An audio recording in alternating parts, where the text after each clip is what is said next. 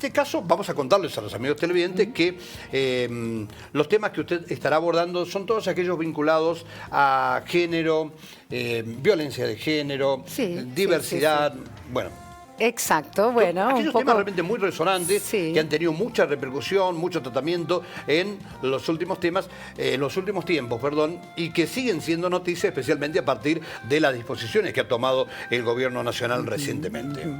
Bueno, la verdad es que es un buen momento para poder discutir, para poder debatir en torno a estas políticas que se vienen sucediendo, pero fundamentalmente para informarnos, porque yo creo que, bueno, es momento de construir, más que de criticar, y ver cómo desde nuestro lugar, bueno, podemos lograr esa transformación cultural que es tan necesaria para una sociedad más justa e igualitaria. De eso se trata, y es por eso que el tema perspectiva de género, bueno, es lo que nos va a acompañar durante todos estos encuentros, porque sería lo que define un poquito la situación que necesitamos conocer. Le pregunto, esta disposición que ha generado el actual gobierno, de alguna manera es un marcha atrás en lo que se había logrado avanzar, ¿o cree usted que realmente no impacta para nada? No, no, claro que es un retroceso, claramente es un retroceso, porque, bueno, pone en boga, digamos, temas que ya habían sido debatidos, que ya habían sido conseguidos a partir de derechos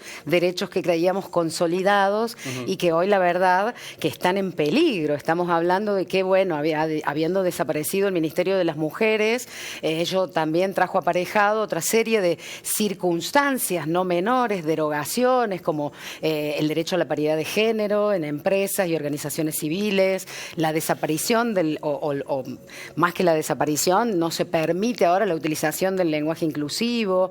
Estamos ante situaciones que realmente marcan un retroceso en todo esto que se venía trabajando y que va en realidad a llevar, digo, al final, a volver a plantearnos los derechos de las personas, ¿no? Porque acá vamos a hablar de igualdad, y es lo que necesitamos para tener una sociedad en donde todos, todas, todes nos sintamos identificados y sobre todo acompañados, contenidos. Bien, la dejo desarrollar el tema. Adelante, la escuchamos atentamente. Bueno, yo había propuesto hablar de perspectiva de género, justamente, y para eso, bueno, me parece que como primera cuestión hay que delimitar un poquito qué significa, de qué hablamos cuando hablamos de género, ¿no? Bien. ¿Y de qué hablamos? Bueno, el género es una palabra que es utilizada para definir lo femenino y lo masculino, es decir, es una construcción social, cultural, psicológica, que está basada específicamente en estas diferencias. Según el sexo que nos asignan al nacer, bueno, vamos a tener un género, esto es lo que supone esta palabra, ¿no?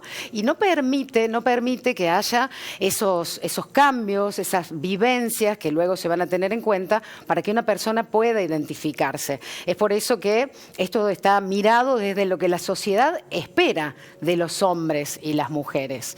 Y bueno, queda como un poco coartado en cuanto a todos los avances que ha habido en la historia, porque no es lo mismo una mujer en el siglo XVIII que una mujer en la actualidad, o un hombre, ¿no? Ha habido muchísimos cambios. Entonces aparece este concepto que habla de identidad de género.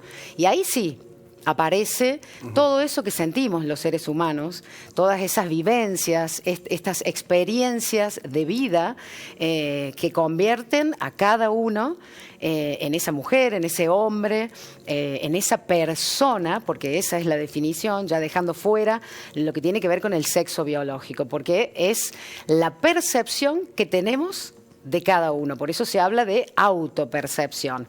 Por eso no corresponde a veces la identidad de género con el sexo biológico. Nosotros podemos ser de un género, o sea, tener un sexo biológico y identificarnos con el mismo género, o sea, estar alineados con el sexo, y allí hablamos de personas cisgénero.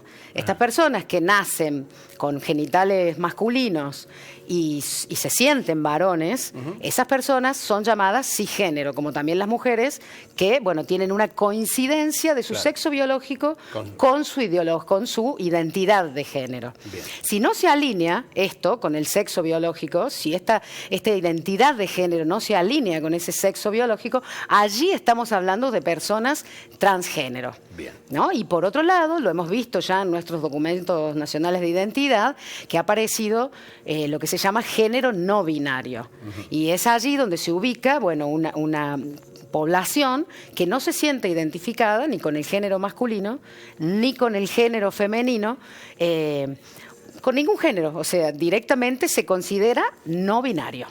Estas son las características del género en sí y de lo que es la identidad de género. Y aquí caemos, bueno, al término diversidad sexual y de género, que así le hemos puesto a esta columna. Cuando hablamos de diversidad es un término mucho más amplio porque ya refiere al estilo de vida de las personas, la experiencia laboral, también ahí aparece la etnia, la edad, la discapacidad, la orientación sexual. Es decir, hablar de diversidad es hablar de identidad de género, porque todo eso realmente nos atraviesa como seres humanos y estamos insertos en una sociedad diversa justamente. Y ahí viene la parte en la que nosotros debemos poner nuestra partecita y tiene que ver con la aceptación, ¿no? Con poder vernos como personas, con los mismos derechos, en iguales condiciones de oportunidades y por eso surge la perspectiva de género.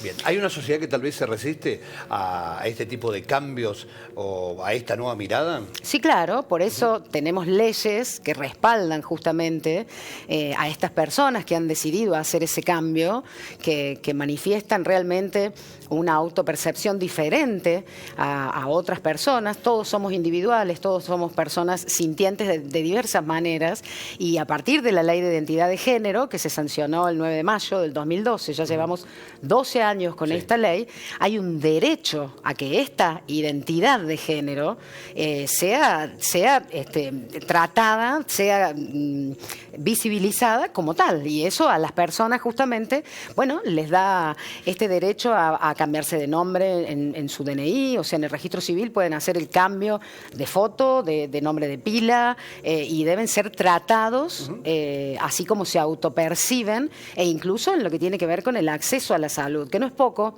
porque estamos hablando de que la población trans tiene un propósito de vida que muy corto, la verdad, en cuanto a la salud. La verdad es que estas personas viven no más de 40 años porque no tienen acceso justamente a poder, claro, a poder atenderse y a tener un trabajo digno y a tener una vida como tenemos todas las personas. Ivana, esta ley a la que hacía referencia con anterioridad, ¿sigue vigente en toda su plenitud? Sigue vigente en toda su plenitud, incluso hay diferencias en los mayores de 18 y en los menores de 18, pero incluso sin ser mayor de edad se puede acceder a este cambio de nombre. Si son menores, esto lo deben hacer, bueno, por supuesto, con el aval y el apoyo, el consentimiento de su madre, padre, y para eso existe también la figura del abogado del niño y de la niña, que acompaña estos procesos, y cuando verdaderamente se decide hacer este cambio, hay una obligación de que estos niños o niñas sean llamados por el nombre con el cual se autoperciben. Hay muchos ciudadanos y ciudadanas que tal vez han solicitado estos cambios, ¿o no? Sí, claro, sí. Todos quienes desean hacerlo pueden solicitarlo porque es un trámite gratuito, hay acompañamiento del Estado, por ahora, gracias a esta ley, en todo lo que tiene que ver con este cambio de identidad. Y esto, bueno, es absolutamente un derecho que hemos logrado las personas. Bien. Como también el matrimonio igualitario y tantas otras leyes que avalan esto de sentirse y poder vivir y expresarse como mi género me lo indica, ¿no? Como lo percibo. Bien. Bueno, seguramente de estos temas vamos a seguir hablando en próximas emisiones. Sí, claro, nos queda, así como para cerrar, mencionar qué es la perspectiva de género, porque eso sería lo fundamental, donde ahí todos sí podemos colaborar y esta norma, esta regla justamente, surge a partir de identificarnos como seres distintos, diferentes en el sentir, en el vivir, en el expresarnos, y cuestiona esos estereotipos con los que hemos sido educados. Cuando hablamos de género, dijimos que la sociedad nos coloca adjetivos y espera de nosotros ciertas cuestiones que están en los mandatos sociales, pero que podemos cambiar, que tienen que ver con otra naturaleza de las personas, y justamente poder identificar eso visibiliza las relaciones de poder que hay entre los hombres, entre los géneros, justamente desde los hombres hacia las mujeres, y allí es cuando se visibilizan los procesos de discriminación, de violencia y desigualdad hacia las mujeres y diversidades, porque eso es algo que está demostrado. Hablamos de paridad de género, de brecha de género, de violencia hacia las mujeres, y es algo que verdaderamente existe, por lo que hay que seguir construyendo, y bueno, y por eso el momento de informarnos. Hay que tender a construir una sociedad iguales. Claro, justa sobre todo e igualitaria, Sí, que todos sí, sí. tengamos los mismos derechos. Así es. Bueno, Ivana, se nos ha acabado el tiempo, pero vamos a seguir hablando, por supuesto, la semana que viene de este y otros temas vinculados justamente a esto que es tan, pero tan actual, ¿no? Y que siempre es bueno tocar, recordar y analizar para que realmente quienes están del otro lado de la pantalla conozcan aspectos que a veces, por distintos motivos, resultan realmente desconocidos y que no habla otra cosa que el derecho que tenemos como ciudadanos.